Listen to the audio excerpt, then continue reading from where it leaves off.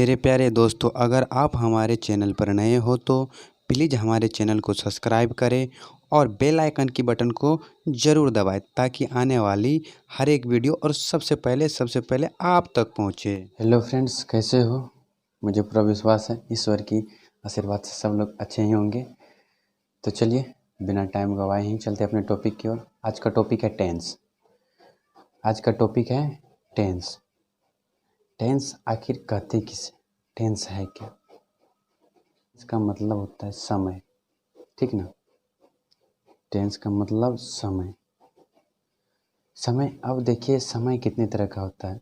अगर कहा जाए और देखा जाए तो मनुष्य के लाइफ में 3 तरह का समय आता है। जैसे एक तो पहला वर्तमान काल यानी प्रेजेंट टेंस, और दूसरा पास्ट टेंस यानी भूतकाल, और फ्यूचर यानी भविष्य काल। यदि हम कहें तो जैसे इसको अगर मान लेते हैं तो बचपन, जवानी, बुढ़ापा। यदि जो व्यक्ति अगर बचपन में है तो उसके लिए भविष्य, बुढ़ापा, फ्यूचर में आ गया।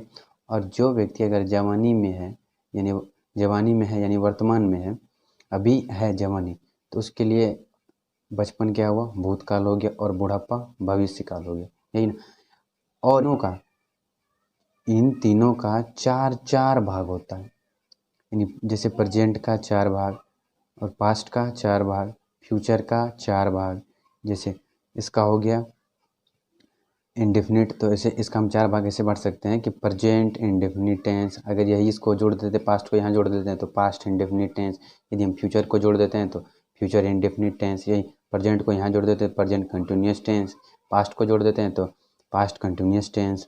और यदि फ्यूचर को जोड़ देते हैं तो फ्यूचर कंटिन्यूस टेंस। यानी सब का 4 भाग होता है। और यदि यही हम जोड़ देते हैं यहाँ पे तो सबका 4 भाग, सबका अलग अलग बन जाता है। लेकिन आपको हम समझाने के लिए, ताकि समझने में दिक्कत ना हो, सबका एक साथ में कर दिए ताकि समझने में कोई कठिनाई ना हो। तो चलिए चलते हैं। जैसे इंडेफिनिट टेंस यानी इंडेफिनिट से ही अनुमान लगता है कि इसमें जो भी काम हुआ होगा उस समय के मुताबिक नहीं हुआ होगा, यानी अनिश्चित। इंडेफिनिट का मतलब क्या हुआ? अनिश्चित। यानी इंडेफिनिट टेंस ऐसे वाक्य जिनका समय निर्धारित नहीं होता है। जैसे एग्जाम्पल के लिए हम कह सकते हैं कि मैं फुटबॉल खेलता हूँ, आई प्ले फुटबॉल। जैसे मैं हिंदी बोलता हूँ, I speak in Hindi. I speak Hindi. तो इसमें देखिए, मैं फुटबॉल खेलता हूँ, मैं हिंदी बोलता हूँ, तो इसमें टाइम नहीं। फुटबॉल तो खेल रहा है, कब तक खेलेगा, कितना देर तक खेलेगा, क्या खेलता रहेगा। मैं हिंदी बोलता हूँ, कब तक बोलेगा, बोलता रहेगा, टाइम नहीं दिया हुआ। तो इसी तरह का जो वाक्य होता है, तो वे इंडेफिनिट टेंस के अंतर्गत आते हैं, यानी इस टेंस में। और सेकंड वाला हो गया यानी कंटिन्यूस। कंटिन्यूस का मतलब देखिए कि लगातार, यानी चल रहा हो, वो हो गया क्या? कंटिन्यूस। यानी देखिए, कंटिन्यूस का मतलब क्या हो गया? जो चलता हो। ऐसे वाक्य में काम चल रहा है, कंटिन्यू है, रुका हुआ नहीं, चल रहा है। ऐसे वाक्य में काम चल रहा है। तो एग्जाम्पल के लिए हम कह सकते हैं जैसे हरी पढ़ रहा है, यानी हरी इज रीडिंग। यानी हरी बैठा हुआ नहीं, कोई काम कर रहा है, पढ़ रहा है। मैं सो रहा हूँ, आप देख रहे हैं। ये सब काम इसमें क्या हो रहा है? काम हो रहा है, यानी रुका हुआ नहीं। तो ये सब कंटिन्यूस टेंस के अंतर्गत आते हैं। और तीसरा लेते हैं तो परफेक्ट टेंस। परफेक्ट मतलब हो गया कि देखिए काम पूरा हो चुका उसमें, यानी परफेक्ट यानी पूरा हो चुका, उसमें काम की पूरी तरह से प्रक्रिया पूरी हो चुकी है। ऐसे वाक्य में काम पूरा हो चुका है। जैसे देख लीजिए, हम एग्जांपल ले सकते हैं, मैंने खाया, आई हैव ईटेन। वे इस काम को कर चुके हैं, they have done this work. यानी देखिए, मैंने खाया, मैं खा चुका हूँ, यानी खा पी के कोई और सा काम कर रहा हूँ, यानी उस काम को मैंने क्या किया? पूरा कर दिया। फिर से देखिए कि वे इस काम को कर चुके हैं, they have done this work. उसने जो भी काम कर रहा था उसने क्या किया? उस काम को कर दिया। अब कोई और काम में लगाओ, दूसरा काम में लगाओ, यानी उसका वे काम पूरा हो चुका है। तो इस तरह का वाक्य जब आएगा तो उसको हम परफेक्ट टेंस के अंतर्गत रखेंगे। अब फोर्थ नंबर में आ गया परफेक्ट कंटिन्यूस। क्या होता है इस तरह का सेंटेंस में कि इसमें कार्य हो भी चुका है और जारी भी है। जैसे एग्जाम्पल के लिए हम कह सकते हैं, वह 5 दिनों से बीमार है। ही has been ill for 5 days, वह 5 दिनों से बीमार है, ठीक ना। अब क्या है कि वे तो 5 दिन से बीमार है लेकिन अभी भी बीमार है। वह 5 दिनों से बीमार है, यानी वह तो 5 दिन से बीमार है लेकिन फिलहाल अभी भी वे क्या है, बीमार ही है, ठीक ना। हम टेंस के 3 भाग और तीनों के चारों भागों के बारे में जानकारी प्राप्त कर लिए हैं। अब ठीक है, अब आगे चलते हैं। देखिए कितने बहुत सारे फ्रेंड है जो टेंस तो पढ़ लिए हैं बट लेकिन पहचान नहीं पाते। अगर कोई वाक्य दे दिया जाए उसके सामने में, कोई सेंटेंस दे दिया जाए तो वो समझ नहीं पाते कि कौन से टेंस के अंतर्गत में आते हैं। तो उसको समझने के लिए मैंने एक स्ट्रक्चर डेवलप किया है, मैंने एक वीडियो बनाया है जिसमें अब जो अभी देख रहे हैं आप, उसमें ये बताया गया है कि किसी भी वाक्य को, किसी भी सेंटेंस को आप आसानी तरीके से समझ पाओगे। तो देखिए यहाँ पे जैसे प्रेजेंट टेंस, पास्ट टेंस और फ्यूचर टेंस। टेंस तो 3 तरह के होते हैं, प्रेजेंट, पास्ट और फ्यूचर। इन तीनों को अगर पहचानना है तो सबसे पहले देखिए कि कोई भी सेंटेंस के अंत में या क्रिया के अंत में है, हो, हूँ लगा रहेगा तो वे प्रेजेंट में आ गया, और था, थे, थी यदि लगा रहे तो वे पास्ट में आ गया। यदि अगर गा, गे, गी लगा रहे तो वे फ्यूचर में आ गया। अब इन तीनों का 4 भाग होता, इन चारों का भाग का कैसे पता लगाएंगे? तो उसका पता लगाने के लिए सबसे यहाँ पे आसान तरीका बताए हैं दोस्तों। देखिए कि जैसे प्रेजेंट में इंडेफिनिट का दिया हुआ है लेकिन पता नहीं लग रहा है, तो उसका पता लगाने के लिए उस वाक्य के या उस क्रिया के अंत में देखिएगा कि ता है और उसके साथ में है या तो हो, हूँ, ये सब जुड़ा हुआ होगा। और यदि इंग्लिश में ट्रांसलेट करके दिया हुआ होगा तो उसके साथ में डू या तो डज लगा होगा। अफर्मेटिव में नहीं रहता, नेगेटिव हो गया, इंट्रोगेटिव हो गया, और WH फॉर्म जैसे सेंटेंस में डू और डज लगा हुआ रहता है। तो इस तरह का जब भी आएगा तो हम समझ जाएंगे नहीं, वो प्रेजेंट का यानी इंडेफिनिट टेंस में आता है, ठीक ना। और इसी तरह से पास्ट में भी देखिए, पास्ट में भी आया होगा वाक्य के अंत में, आया था, आई थी, आए थे। और इंग्लिश में यदि दिया हुआ होगा, ट्रांसलेट करके दिया हुआ होगा तो उसमें डिड लगा हुआ हो, तो ये सब यदि लगा हुआ रहेगा तो हम समझेंगे नहीं ये पास्ट के इंडेफिनिट टेंस के अंतर्गत आते हैं। वह यदि फ्यूचर का बात हो तो फ्यूचर में गा, गे, गी सब लगा हुआ रहता है, और इंग्लिश का ट्रांसलेट विल के साथ में और सेल के साथ में यूज करके दिया हुआ रहता है। तो हम समझ जाएंगे नहीं ये तो फ्यूचर के इंडेफिनिट टेंस के अंतर्गत आते हैं। इसी तरह से जैसे देखिए यहाँ पे प्रेजेंट का कंटिन्यूअस, पास्ट का कंटिन्यूअस, फ्यूचर का कंटिन्यूअस, सबको देखिए तो आपको एक चीज़ दिखाई दे रहा है कि सब में रहा है, रहा सब में दिखाई दे रहा।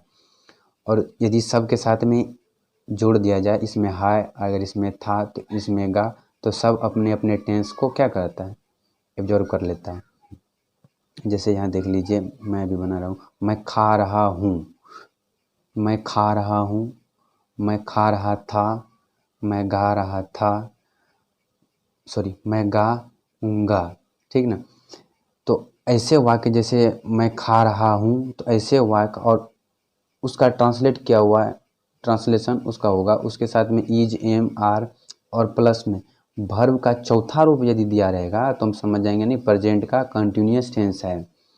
और यदि खा रहा था, गा रहा था, सो रहे थे, और ट्रांसलेशन में यदि वाज, वेयर और प्लस में वर्ब का चौथा रूप दिया रहे तो हम समझ जाएंगे नहीं पास्ट का कंटिन्यूअस है।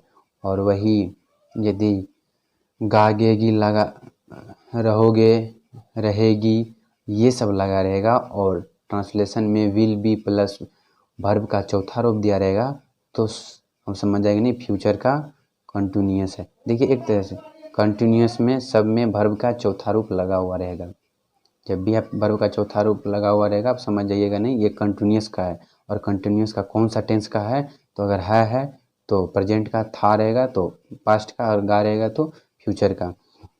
अब बात आ गई परफेक्ट की जैसे देख लिए, चुका है, चुके हो, चुके हैं, ये सब दिया रहेगा और इंग्लिश का ट्रांसलेशन में हैज और या हैव दिया और उसके साथ में प्लस V3 का यूज किया हुआ होगा तो आप समझ लीजिएगा नहीं प्रेजेंट का ये परफेक्ट टेंस के अंतर्गत आता है। और वही पास्ट में देखिए चुका था, चुकी थी, चुके थे। और इंग्लिश में हैड और प्लस V3 अगर दिया हुआ रहेगा, वर्ब का तीसरा रूप दिया हुआ रहेगा तो हम समझ जाएंगे नहीं पास्ट का परफेक्ट टेंस है।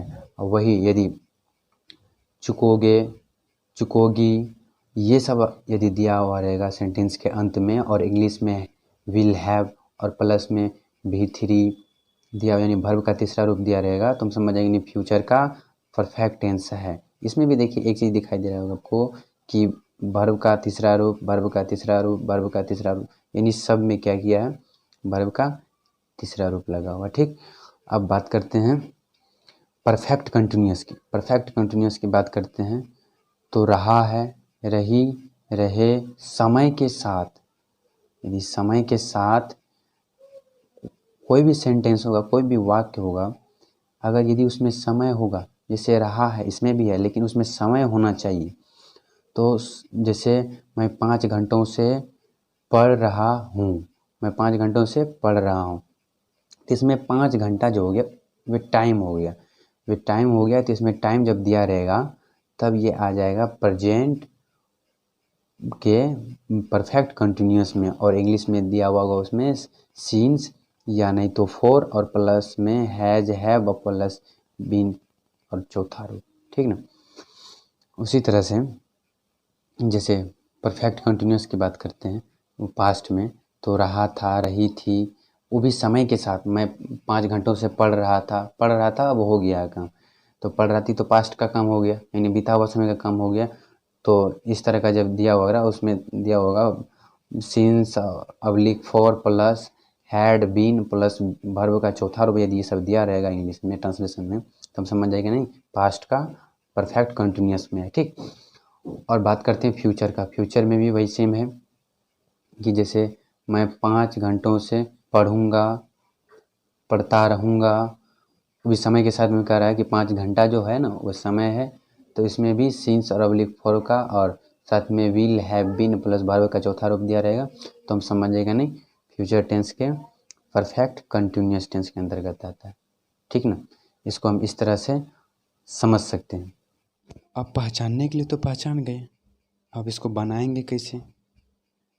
तो इसकी स्ट्रक्चर यानी बनावट के लिए आपको नेक्स्ट वाला वीडियो देखना पड़ेगा और इसको देखने के लिए आपको चैनल को सब्सक्राइब करना होगा और घंटा की बटन दबा दें ताकि आने वाली सबसे पहले वीडियो सबसे पहले आप तक पहुँचे।